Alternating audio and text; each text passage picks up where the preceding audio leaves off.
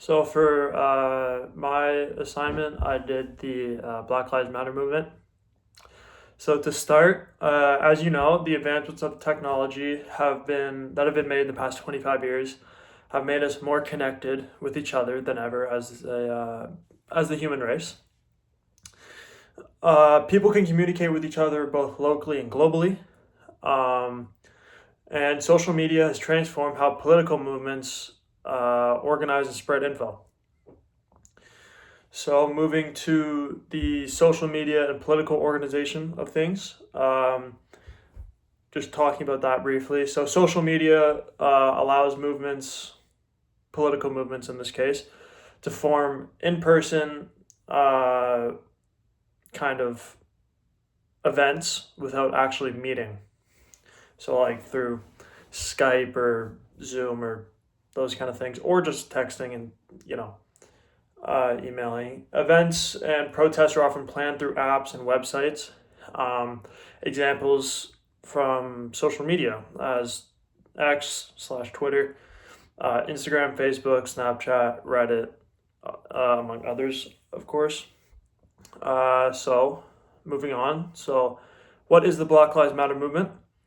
After the acquittal of George Zimmerman, this is what inspired the Black Lives Matter movement to start. Um, what they focus on is police brutality, equal rights, systemic racism, among other things. Um, Black Lives Matter operates internationally. Of course, it was started in America by three black women. Um, but it has expanded internationally, especially since what happened with George Floyd after he was killed. Um, anyways, they operate internationally now. They've moved to many different countries. Some include Canada, of course, the United States, and even the UK.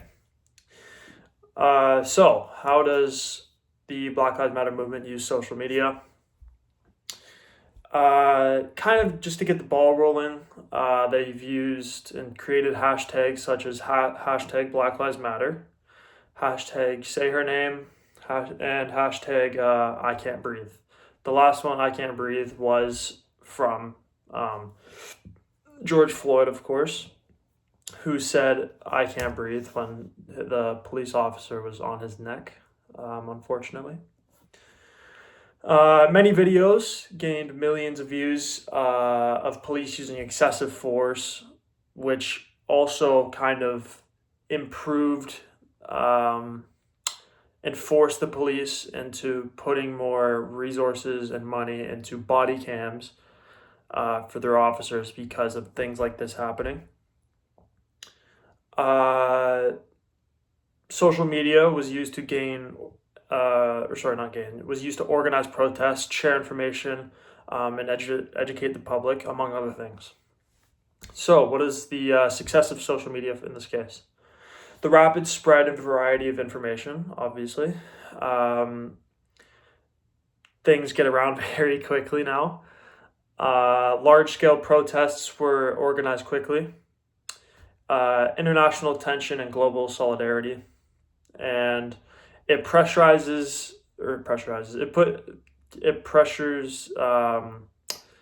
institutions, the government and the police to kind of respond and act on the mistakes or not mistakes, actions that they have done wrong by the people. So, what are the difficulties and challenges? Well, one of the biggest things with social media, this is with everything, is of course the spread of misinformation and lies. A lot of this has been created by, not created, but a lot of it is one bots who just create wrong and just like complete lies to just get people mad at each other, or they over exaggerate certain statistics to kind of get people fighting. We see this from China, Russia, among other Western adversaries.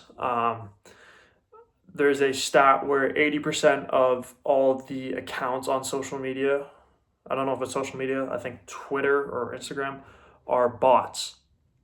And again, like I just stated, these are specifically to get people angry at each other and create a bigger divide, which we have seen is working as of recent.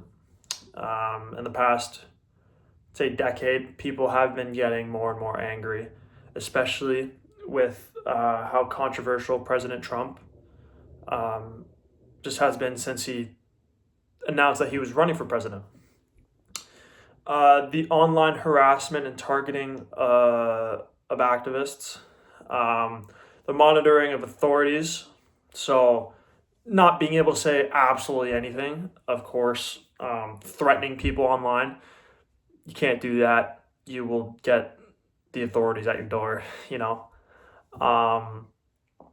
And the internal disagreements could heighten the amount of people talking at once. So moving on, what do the supporters say and think? So supporters of the movement say that social media further helped marginalize people, of course, obviously, to give them voices. It has also helped expose lies and incidents that have been created and have been pushed in the mainstream media. As we know, the mainstream likes to pick and choose kind of what they want to do, so they may focus on one subject more than the other. This goes both sides, left and right. I guess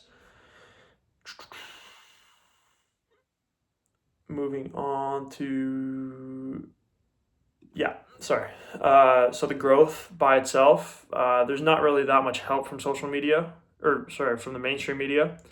These accounts are growing by itself, and just the people who are supporting it and kind of just helping grow the actual name of the movement itself. And finally, it was created and showed that the global awareness of the racial justice that has been going on for decades now. Moving on to what the opposite, the critics say and think. So critics say that the movement lacks leadership and help from the leadership, as it is a decentralized organization, which is kind of true. We've seen the kind of heads of the Black Lives Matter movement have just taken the money or used the protests and all the things that generate a lot of the donations and other things from that, and just a lot of the people who were getting the money kind of just pocketed it and ran, being a little dirty. Some argue social media encourages performative activism. The thought process was that protests at a large scale will lead to violence, which to a degree is true, because I guess all large protests, like really big protests, aren't kind of the best when it comes to keeping peace, just because the amount of people. Social media has also overcomplicated, or I guess over-exaggerated certain situations. Again, just going back to making people more angry at each other. Quote, a Rasmussen report revealed that only 31% of Black voters would agree with the statement that, quote, Black Lives Matter, and 78% of Black people prefer say all lives matter. So critics say that actually the Black Lives Matter movement is smaller than what all Black people may think.